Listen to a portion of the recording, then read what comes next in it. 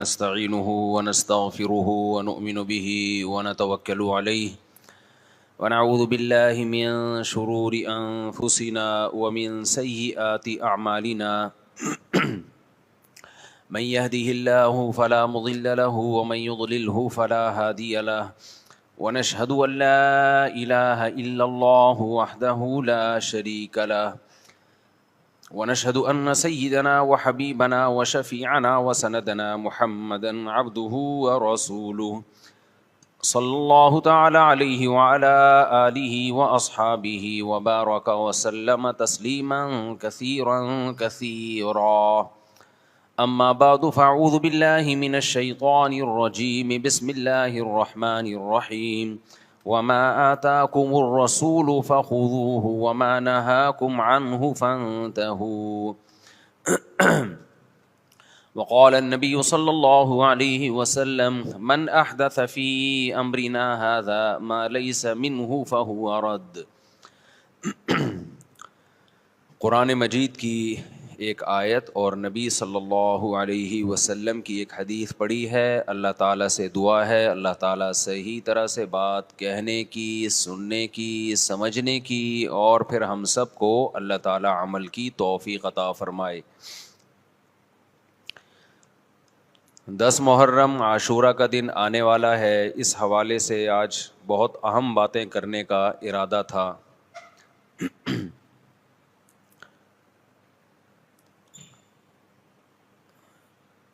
محرم میں کیا کرنا چاہیے، کربلا کا واقعہ اصل ہے کیا؟ کربلا کے واقعے پر تو میں ایک پورا بیان چند سال پہلے ریکارڈ کروا چکا ہوں، لیکن اس واقعے سے اہم سبق کیا ملتے ہیں؟ محرم میں ہم کون سے ایسے کام کر رہے ہیں جس سے ہم اللہ کے غضب کے مستحق ٹھہر رہے ہیں؟ یہ چند باتیں ہیں جس پر انشاءاللہ آج میں بات کروں گا۔ اللہ تعالیٰ ہم سب کو عمل کی توفیق عطا فرمائے اور حق کہنے کی توفیق عطا فرمائے۔ دیکھو ایک بات خوب اچھی طرح سمجھ لو، اسلام 1400 سال پہلے مکمل ہو چکا ہے۔ کسی واقعے کی وجہ سے اسلام کو تبدیل نہیں کیا جاتا، بلکہ اسلام کی روشنی میں اس واقعے کے جو تقاضے ہیں ان پر عمل کیا جاتا ہے۔ ہمارے ہاں ہو یہ رہا ہے، واقعات کی بنیاد پہ مسائل نکالے جا رہے ہیں۔ 10 محرم کا دن سیدنا حسین ابن علی رضی اللہ عنہ کی شہادت سے پہلے بھی عظیم تھا، اور سیدنا حسین ابن علی رضی اللہ عنہ کی شہادت کے بعد بھی عظیم دن ہے۔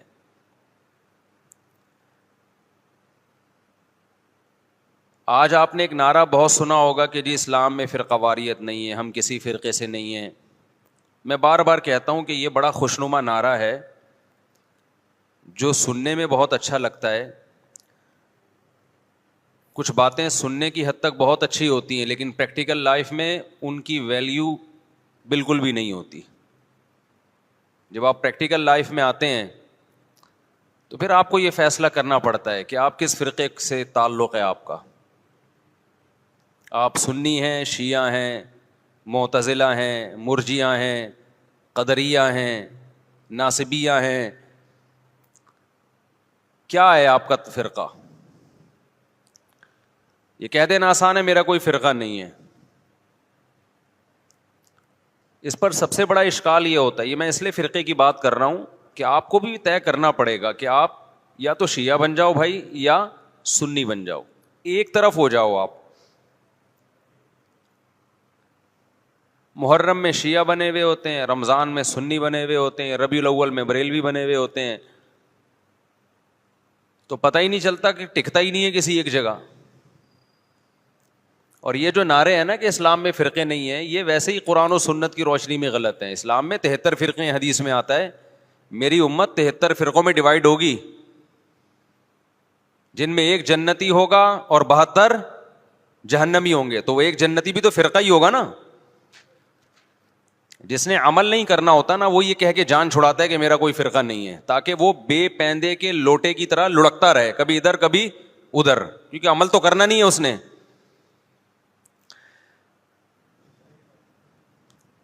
آپ نے دیکھا ہوگا نا سیاست دانوں میں لڑکتے ہیں، ادھر پیسے ملے ادھر چلے گئے، ادھر پیسے ملے ادھر چلے گئے، ادھر پیسے ملے ادھر چلے گئے، تو ان کو کیا کہا جاتا ہے سیاست کی زبان میں؟ لوٹا کہا جاتا ہے. بھائی تم ایک سیاسی جماعت کے بارے میں سوچو جو تمہیں صحیح لگے، پھر اس پہ ڈٹ جاؤ. تو اسلام میں بھی 73 فرقے ہوں گے، نبی نے فرمایا. عین ممکن ہے ابھی 73 نہ ہو، کم ہو، لیکن قرب قیامت تک کتنے ہو جائیں گے؟ 73. ہو سکتا ہے ابھی 73 نہ ہو، ابھی 7 ہوں یا 8 ہوں یا 10 ہوں یا 15 ہوں، لیکن ہیں. اب ان میں سے ایک کیا ہے؟ بولو. جنتی ہے. تو آپ کو پتا ہونا چاہیے. موضوع سے ہٹ کے تھوڑی سی بات کروں گا، کیونکہ اس بات کی بھی کو لوگ غلط پہلو دے سکتے ہیں کہ فرقوں سے مراد کیا ہے. یہ جو فروعی مسائل کا اختلاف ہوتا ہے ائمہ اربعہ میں، یہ فرقوں میں داخل نہیں ہے. یہ چیز رفع الیدین کے ساتھ نماز پڑھنا، بغیر رفع الیدین کے پڑھنا، آمین زور سے آمین آہستہ، یہ تو صحابہ کرام میں بھی اختلاف تھا. یہ تو صحابہ کے دور میں بھی تھا، حالانکہ صحابہ کے دور میں 2 فرقے نہیں تھے. تو قرآن و حدیث کی تشریح میں جب اختلاف ہوگا، اس اختلاف کو فرقہ واریت نہیں کہا جائے گا. یہ ان 73 فرقوں میں شامل نہیں ہوگا. جیسے نبی صلی اللہ علیہ وسلم نے صحابہ کا لشکر بھیجا کہ بنو قریظہ پہنچ کے نماز پڑھنا عصر کی، کئی بار یہ حدیث بیان کر چکا ہوں. راستے میں نماز کا وقت قضا ہونے لگا، بعض صحابہ نے کہا بھائی فوراً پڑھ لینی چاہیے، نبی کا حکم تھا، مگر نماز قضا ہونے کا تو نبی کو علم نہیں تھا کہ راستے میں قضا ہو جائے گی. بعض نے کہا نہیں، نبی کا مطلب کو چھوڑو، نبی کے الفاظ دیکھو، الفاظ یہی ہے کہ نہیں پڑھنی. تو 2 فرقوں میں بڑھ گئے نا. ایک کہہ رہا ہے اثر پڑھنی ہے، ایک کہہ رہا ہے نہیں پڑھنی، لیکن نبی نے دونوں کو ملامت نہیں کی. وجہ کیا تھی؟ کہ یہ حدیث کی تشریح میں اختلاف کی وجہ سے 2 حصوں میں بٹے تھے، وہ رائے کا اختلاف ہوا تھا. تو یہ فرقہ واریت میں داخل نہیں ہے، یہ تو علماء میں ہوتا ہے، صحابہ میں ہوا. اس میں تو جس مفتی کی بات پر زیادہ اعتماد ہوگا اس کے فتوے کو فالو کیا جائے گا اور دوسرے پہ طنز نہیں کیا جائے گا. لیکن کچھ اختلافات اس سے اوپر کے ہیں. میں سمجھا پا رہا ہوں اپنی بات؟ آ رہی ہے نا؟ آسان مشکل بات تو نہیں کرنا میرا. کچھ اختلافات اس سے اوپر کے ہیں. یہ حنفی، مالکی، شافعی، حنبلی اختلافات، یہ وہ اختلاف نہیں ہے جو 73 فرقوں والے ہیں. یہ تو سب ایک دوسرے کو برحق سمجھتے ہیں. ابھی آپ نے سنا ہوگا امام حرم نے خطبہ دیا، مسجد نبوی میں بھی مسجد حرام میں بھی. میں چاروں ائمہ کا تذکرہ کیا، ابو حنیفہ، مالک، شافعی، احمد بن حنبل، ان کا کہ ان کے فالوورز جو اس خطبے کا میں مفہوم بیان کر رہا ہوں کہ ہم نے قرآن و سنت کو ان کی رہنمائی میں سمجھنا ہے. بہت اچھا خطبہ تھا، اس کا مفہوم میں خلاصہ پیش کر رہا ہوں.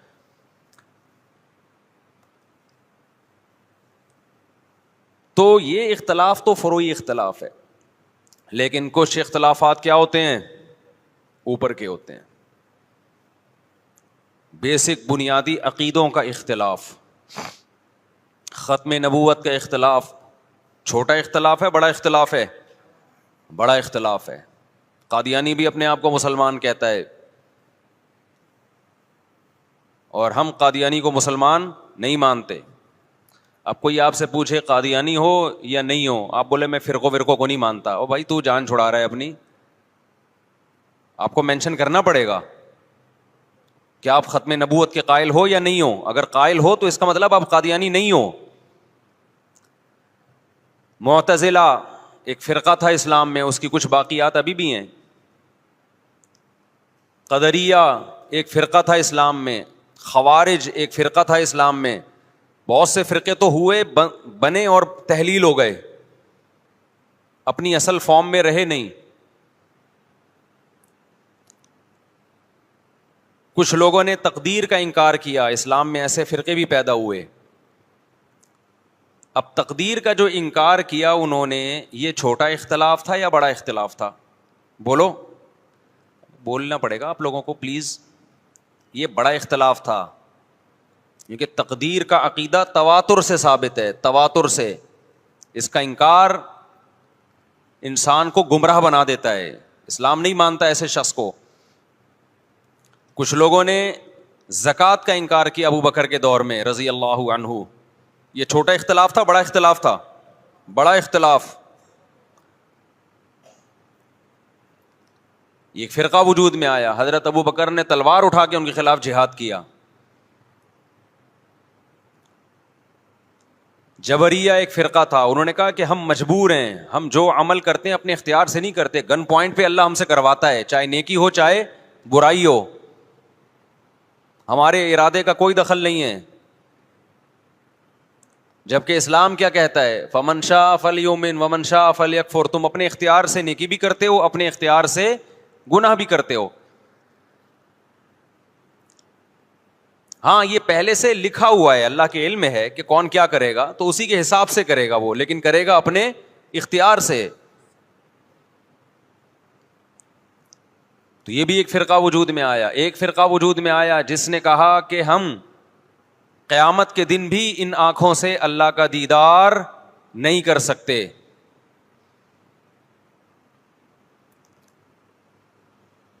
اہل سنت والجماعت کا عقیدہ ہے کہ مومنین کو قیامت کے دن انہی آنکھوں سے اللہ کا دیدار ہوگا, کیونکہ بہت ساری احادیث ہیں اس پر. تو جب اتنے سارے فرقے وجود میں آئے, یہ نبی کے دور میں نہیں تھے لیکن صحابہ کے دور میں پیدا ہونا شروع ہو گئے, پھر تابعین, وہ اب تک بنتے چلے جا رہے ہیں. اور جو شخص اٹھ کے بات کرتا ہے کہ میں فرقہ واریت کو ختم کرنے کے لیے آیا ہوں, میرا کوئی فرقہ نہیں ہے, تو سمجھ لو بغیر نام کے ایک نیا فرقہ وجود میں آ رہا ہے. کیونکہ جو اہل حق فرقہ ہے وہ تو ہمیشہ سے ہے, آپ کو اس کے اندر اپنے آپ کو شامل کرنا پڑے گا. نئی چیز مارکیٹ میں لاؤ گے تو حدیث میں آتا ہے میری امت گمراہی پہ جمع نہیں ہو سکتی. آپ جب نیا فرقہ لانچ کر رہے ہیں اور تمام فرقوں کو غلط قرار دے رہے ہیں, تو آپ بزبان حال یہ کہہ رہے ہیں کہ پوری امت گمراہی پہ جمع ہو گئی تھی. جبکہ نبی نے فرمایا ایک ہمیشہ کیا رہے گا, ہر دور میں ایک فرقہ برحق رہے گا, وہ جنتی, وہ ہمیشہ رہے گا, وہ کبھی ختم نہیں ہوگا. تو آپ کو چاہیے یہ تھا کہ جب آپ نئی چیز مارکیٹ میں لائے تو آپ کو کہنا چاہیے تھا میں صحیح والے فرقے کو فالو کر رہا ہوں جو یہ ہے, دلائل سے اس کو ثابت کرتے. جب آپ نے سب کو غلط قرار دے دیا تو اس کا مطلب آپ خود غلط ہیں, پھر آپ خود ایک نئی چیز لا رہے ہو مارکیٹ میں. اب یہاں سے آپ لوگ کی سمجھ میں آنا ختم. یہ بات سمجھا کے بھائی تھک گئے ہیں ہم یار, اب مان لو. تو فرقوں کی یہ جو باتیں کر رہے ہیں نا, زیادہ تر ہمارا کوئی فرقہ کسی فرقے ٹوپی ڈرامہ ہے بھائی. تو کتنے سارے فرقے پیدا ہونا شروع ہو گئے. خوارج پیدا ہوئے جنہوں نے حضرت عثمان کو قتل کر دیا. خوارج کیا تھے کہ امیر کی اطاعت نہ کرنا اور باتیں یہ کرنا کہ ہم سسٹم تبدیل کرنا چاہتے ہیں, ہم برائی کو برداشت نہیں کر سکتے, ہم غلط چیز کو برداشت نہیں کر سکتے. تو حضرت عثمان پہ انہوں نے اعتراضات کرنا شروع کیا, آپ کا یہ کام غلط, یہ کام غلط. جو مخلص صحابہ تھے انہوں نے اگر حضرت عثمان سے اختلاف کیا ادب کے دائرے میں, مشہور حدیث ہے حضرت زید بن حارثہ رضی اللہ عنہ سے لوگوں نے کہا کہ حضرت عثمان کی بعض پالیسیوں پہ ہمیں اعتراض ہے, آپ ان کو نصیحت کیوں نہیں کرتے؟ تو انہوں نے کہا میں تمہارے سامنے تھوڑی نصیحت کروں گا, وہ امیر ہیں, میں نے اگر ان کو سمجھانا ہوگا عزت کے ساتھ بند کمرے میں ان سے بات کروں گا, تمہیں خوش کرنے کے لیے تھوڑی کروں گا میں. تو یہ وہ لوگ تھے کہ جن کو امیر سے اگر اتفاق ہوتا, امیر سے اگر کسی بات پہ اختلاف ہوتا تو یہ شورش برپا نہیں کرتے, فتنہ نہیں پھیلاتے. اور جو فتنہ پرست ہوتے ہیں وہ لوگوں میں جا جا کے حکومت کے خلاف بغاوت کی ترغیبیں دے رہے ہوتے ہیں, اٹھو تلوار سے ان کو سیدھا کرو. تو تلوار تو نہیں چلتی, اس تلوار سے فائدہ تو نہیں ہوتا. اس تلوار سے کیا ہوتا ہے, مسلمان آپس میں لڑ پڑتے ہیں, امن خراب ہوتا ہے. نبی صلی اللہ علیہ وسلم نے ارشاد فرمایا خوارج کے بارے میں, یہ ایک ایسا فرقہ ہے, فرمایا ان کی عبادت ایسی ہوگی کہ تم ان کی عبادت کو دیکھ کر اپنی عبادت کو کم سمجھو گے. نیک اتنے ہوں گے دیکھنے میں. اور آپ صلی اللہ علیہ وسلم نے فرمایا ان کی تلوار ہمیشہ مسلمان کے خلاف اٹھے گی، بت پرست اور غیر مسلم ان سے محفوظ ہوں گے۔ آج دیکھ لو، بغاوت کے نام پہ، اسلامی ریاست کے تحریکوں کے نام پہ مسلم ملکوں کو ہی تباہ کیا جا رہا ہے، مسلمان کو ہی قتل کیا جا رہا ہے۔ یہ کہتے ہیں پاکستان میں سسٹم تبدیل کرو، سسٹم ہم بھی چاہتے ہیں تبدیل ہو پاکستان میں، لیکن آئین کے تحت، تمیز کے دائرے میں، تلوار چلا کے نہیں۔ کہتے ہیں نہیں ہم نے تلوار چلانی ہے، ہم نے الٹ دینا ہے، تو پھر جاؤ بھائی غیر مسلم ملک کو الٹو نا پہلے جا کے، وہاں پتہ ہے یہ تقریر کی بھی تو فوراً اندر ہو جائیں گے۔ سارا خون خرابہ مسلمان ملکوں میں ہی کرنا ہے تاکہ اور ہم کمزور ہو جائیں۔ مجھے بہت لوگ کہتے ہیں مفتی صاحب آپ سسٹم کی تبدیلی کی بات کیوں نہیں کرتے؟ میں کہتا ہوں بھائی سسٹم کی تبدیلی کی ہم بات کرتے ہیں، لیکن وہ جو گراؤنڈ ریئلٹی کے مطابق ہو، جو سوٹیبل ہو، ورنہ مبہم نعرے لگا دینا کہ نظام بدل دو، خلافت قائم کر دو، سسٹم چینج کر دو، ایسے مبہم نعرے لگا کے نوجوان طبقے کو آپ اندھیری گلی میں بند کر دیں، یہ بہت آسان ہے۔ ایسا جنازہ جس کو پتہ ہی نہیں کہ دفنانا کہاں ہے ہم نے، تو باتیں کرنے پر گورنمنٹ کی طرف سے کوئی پابندی نہیں ہے، باتیں آپ بہت بڑی بڑی کریں۔ جو علماء سسٹم تبدیل کرنے کی کوشش میں لگے ہوئے ہیں نا، وہ باتیں کیے بغیر لگے ہوئے ہیں، اور جنہوں نے نہیں کرنا ہوتا وہ بار بار یہ نعرہ کیش کراتے ہیں سسٹم چینج کرو، سسٹم۔ یہ ملا لوگ مسجدوں میں بند ہو کے بیٹھ گئے ہیں، یہ مدرسوں میں بند ہو کے بیٹھ گئے ہیں، یہ تسبیحیں ہاتھ میں لے کے بیٹھ گئے ہیں۔ آج کل ہر آدمی اٹھ کے نا ملا لوگوں کو اس طرح سے برا بلا کہہ رہا ہے، یہ ملا لوگ کچھ بھی نہیں کرتے، یہ مدرسوں میں بند ہو کے بیٹھ گئے، یہ دم درود کر رہے ہیں۔ بات کرو سسٹم کی تبدیلی کی، تو آپ کون سا سسٹم تبدیل کر رہے ہو بھائی؟ آپ بھی تو باتیں پھینک رہے ہو۔ اور جن ملا لوگوں کو آپ کہتے ہو نا یہ مدرسوں میں بند ہو کے بیٹھ گئے، کبھی آؤ ہم مدرسوں کی سیر کراتے ہیں آپ کو، تو پتہ چلے گا وہ سسٹم کی چینجنگ کے لیے کتنے مؤثر اقدام کر رہے ہیں۔ اور اب تک جو پاکستان میں اسلام بچا ہوا ہے وہ بھی انہی کی محنت کی وجہ سے بچا ہوا ہے۔ خالی پیلی کے دعوے، بس باتیں۔ ایک تو آج کے دور میں جس نے مشہور ہونا وہ مولویوں کو برا بلا کہنا شروع کر دے، اس کا منجن دبا کے بکتا ہے مارکیٹ میں، یہ سارے مولوی ایسے، سارے مولوی ایسے۔ لوگ کہتے ہیں ایک مسیحا آ گیا ہے بھائی، سب کو غلط کہہ دیا، اب یہ ہے صحیح، لیکن ان تلوں میں تیل ہوتا نہیں ہے، باتیں ہوتی ہیں، باتیں۔ تو میں فرقوں کی بات کر رہا تھا محرم کے حوالے سے کہ آپ کو یہ مینشن کرنا پڑے گا آپ کدھر کے ہو، ادھر ہو یا ادھر ہو۔ تو میں عرض کر رہا تھا کہ اسلام میں بہت سارے فرقے پیدا ہوئے، ایک فرقہ پیدا ہوا جس نے کہا کہ قیامت کے دن ہم اللہ کا دیدار نہیں کر سکتے۔ تو ان تمام فرقوں میں صحیح کون ہے، غلط کون ہے، اس کے لیے جو اہل حق لوگ تھے انہوں نے ایک معیار قرار دیا کہ یہ عقیدے جن کے ہوں گے تو ہم اس کو فرقہ ناجیہ سمجھیں گے، وہ فرقہ جو نجات پانے والا ہے، اور جن کے یہ عقیدے نہیں ہیں ہم ان کے بارے میں یقینی نہیں کہہ سکتے کہ قیامت کے دن ان کی نجات ہو جائے گی، وہ اللہ کی مرضی ان کو بخشتا ہے کہ نہیں بخشتا۔ اب آپ کہہ سکتے ہیں بھائی یہ علماء کیسے ٹھیکیدار بن گئے کہ بتائیں کہ یہ والا فرقہ جنتی ہے، باقی کیا ہیں، باقیوں کی کوئی گارنٹی نہیں ہے۔ تو علماء ٹھیکیدار نہیں تھے، علماء چوکیدار تھے۔ انہوں نے چوکیداری کی کہ قرآن و سنت کی روشنی میں غلط چیز کو اسلام کی طرف منسوب نہ ہونے دو۔ انہوں نے دیکھا کہ نبی صلی اللہ علیہ وسلم نے اس بارے میں ہمیں کیا ہدایات دی ہیں کہ جب فرقے اتنے سارے بن جائیں گے کون صحیح ہوگا کون غلط، تو خود پیغمبر ہی سے صحابہ نے پوچھا ہوگا نا، تو ہم اس حدیث پہ دیکھتے ہیں، معیار یہ بنایا۔ یہاں تک بس آ گئی، یہ بہت امپورٹنٹ بیان ہے، اس کو ہلکا نہ سمجھیں آپ لوگ۔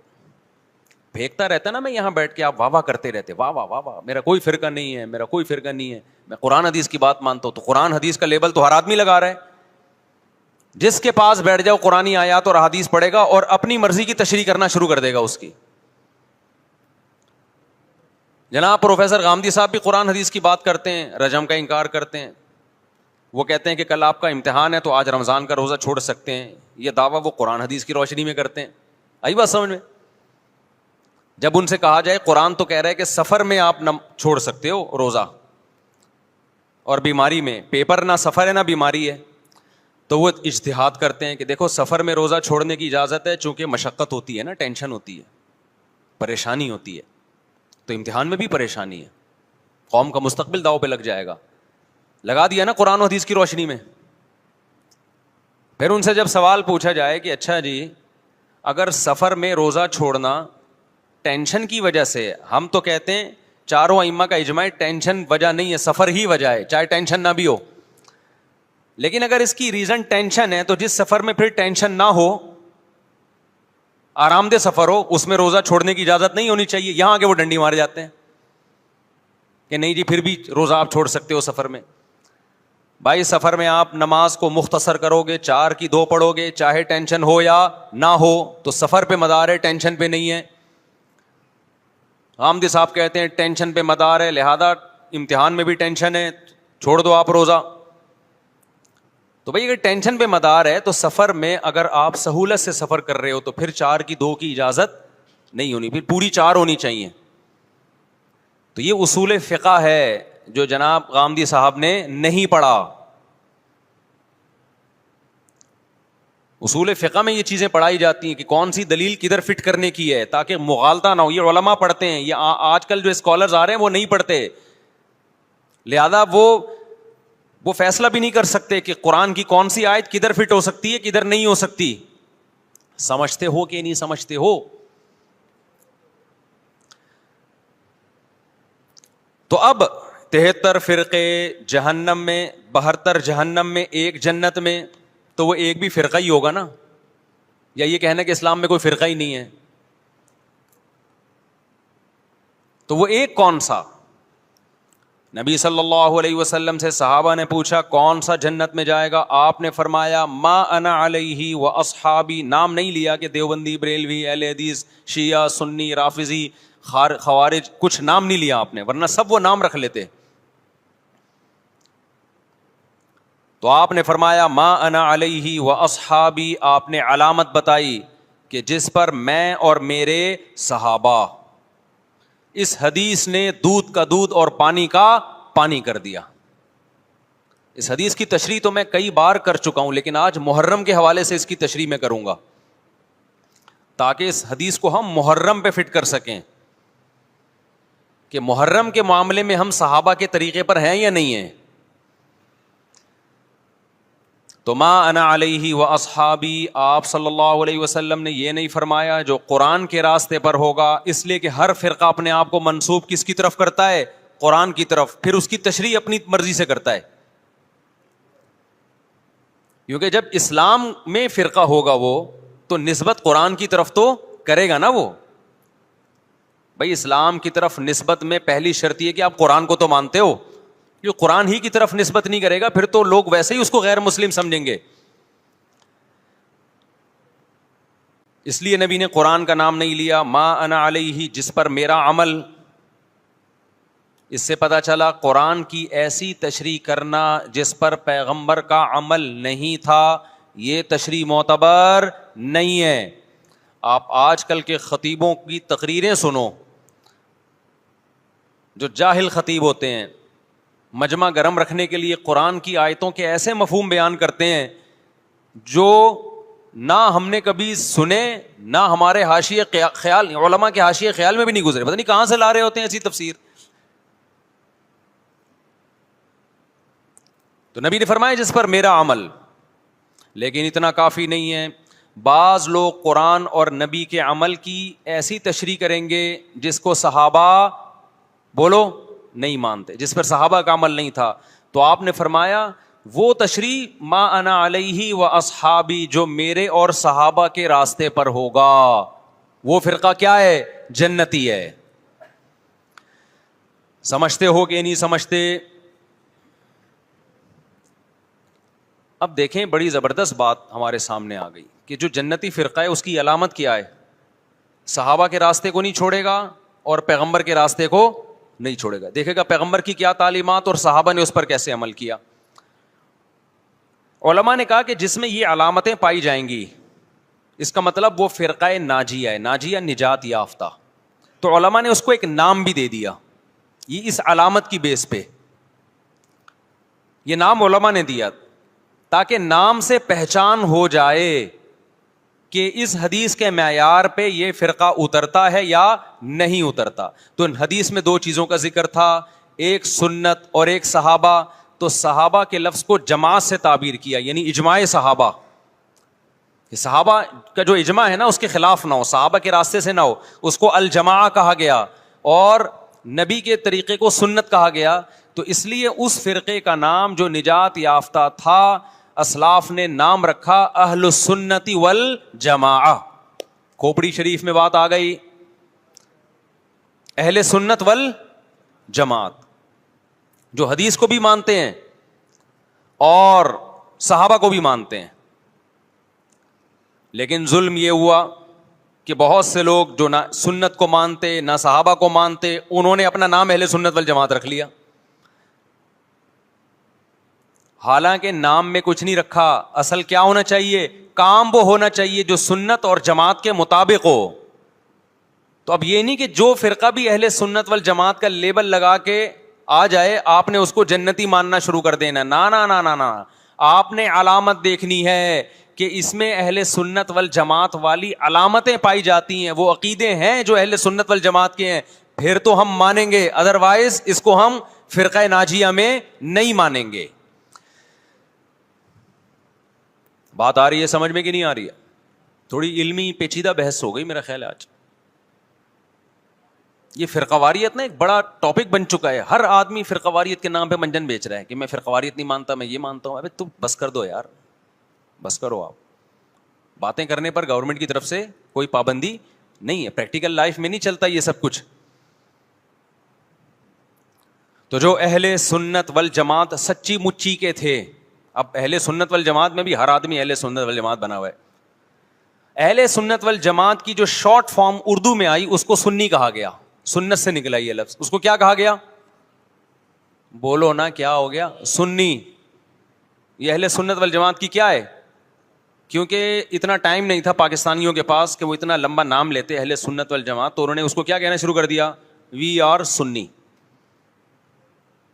تو ہم کیا ہیں بھائی, فرقہ ہم 73 فرقوں میں ہمارا فرقہ کون سا ہے, ہم سنی ہیں, جو اہل سنت والجماعت کی شارٹ فارم ہے. یہاں تک بات کھوپڑی شریف میں آ گئی. اب جو سنی ہے نا ان کے کچھ مخصوص عقیدے ہیں, وہ عقیدے ہوں گے تو آپ سنی ہوگے, وہ عقیدے نہیں ہے تو آپ سنی نہیں ہے. لیبل لگاتے رہو, جیسے وہ بار بار میں چٹکلا سناتا ہوں نا کہ ایک آدمی نے چاول کی بوری پر, چینی کی بوری پر چاول لکھا ہوا تھا. لوگوں نے پوچھا بھائی اندر چینی ہے باہر چاول, کہتا ہے مکھیوں کو دھوکہ دینے کے لیے, مکھیاں بہت بیٹھتی ہیں. تو لیبل کیا لگا دیا چاول کا, اندر کیا ہے چینی. تو ایسے ہی بہت سے لوگ لیبل یہ لگاتے ہیں کہ اہل سنت والجماعت ہم سنی ہیں, لیبل انہوں نے سنی کا لگا دیا, اس فرقے کا لگا دیا جس کو ہم نجات یافتہ سمجھتے ہیں, لیکن اندر مال جو پڑا ہوا ہے وہ سنی والا مال نہیں ہے. تو یاد رکھو, چاول کے لفظ سے کیا مکھی دھوکہ کھا سکتی ہے اور بوری پہ نہ آئے, تو کیا سنی کے لفظ سے فرشتے دھوکہ کھا سکتے ہیں؟ یہ معاذ اللہ, اللہ دھوکہ کھا سکتا ہے جبکہ اندر مال سنی والا نہیں ہو, یہ ہو سکتا ہے کیا؟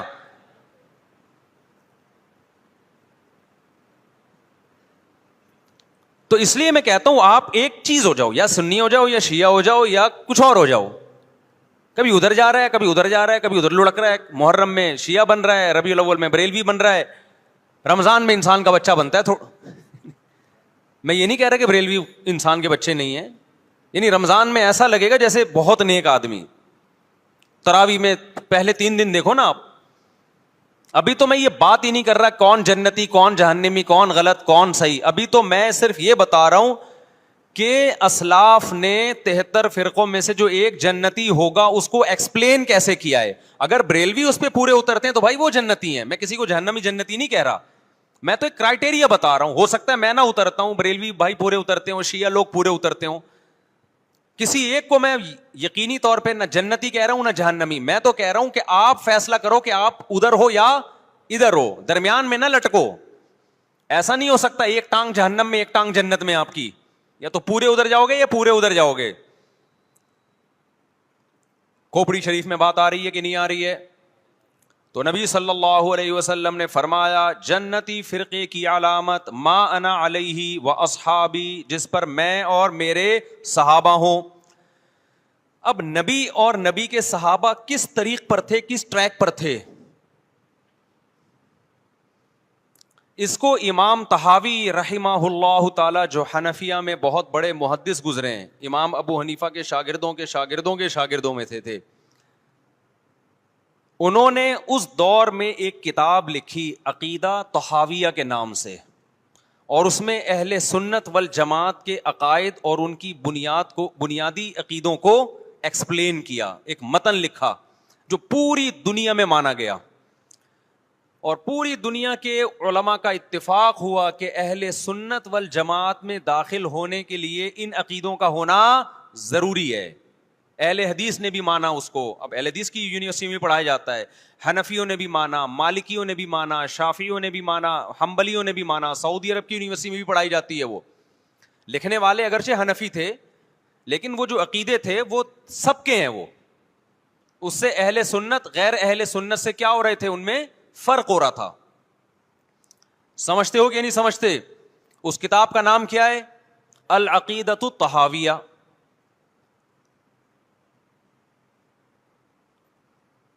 وہ کتاب جو لکھی گئی ہے نا، پوری دنیا نے اس لیے مانی کہ اس میں ہر عقیدے میں قرآن اور سنت اور اجماع صحابہ، ان تین کو بنیاد بنایا گیا ہے.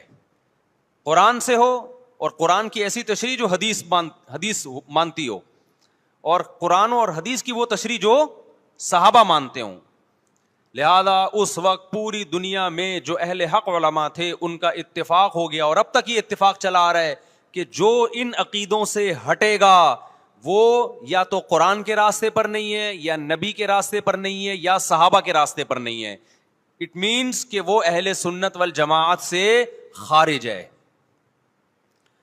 خارج کہہ کے ہم اس کو کافر نہیں کہہ رہے، کافر کہنا نہ کہنا یہ ایک الگ بحث ہے. کچھ کافر ہیں کچھ کافر نہیں ہے، لیکن وہ نجات یافتہ فرقوں میں نہیں ہے. بہرحال وہ اس فرقے میں نہیں ہے جس کی نبی صلی اللہ علیہ وسلم نے جنت میں جانے کی گارنٹی لی ہے.